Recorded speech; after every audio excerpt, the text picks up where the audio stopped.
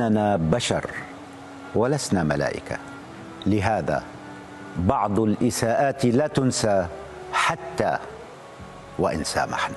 المسامح كريم، ممكن تسامح عادي، أنا مع المسامحة مفيش مشاكل، بس لما تيجي تسامح سامح اللي يستاهل المسامحة، ولما تيجي تسامح أولا عشان نفسك، فاهمني؟ بعدين لما تيجي تسامح مش تسامح كده عشان خاطر ان انت ضعيف ومش قادر تعمل حاجة، لا، انت بتسامح عشان انت قوي، عشان انت صاحب قرار، عشان انت اللي خدت قرار المسامحة بشكل إدراكي وشكل منطقي وبإرادتك الكاملة. غير كده يبقى ما تسامحش. شروط المسامحة ان يكون قلبك فعلا مش هيفتكر الموضوع ده، خلاص انت قررت تطلع الموضوع من حياتك وتمسحه وتقطع الورقة دي وانتهى الموضوع.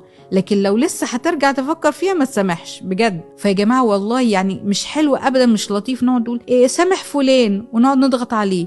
افرض هو مش قادر يسامح، خلاص سيبه.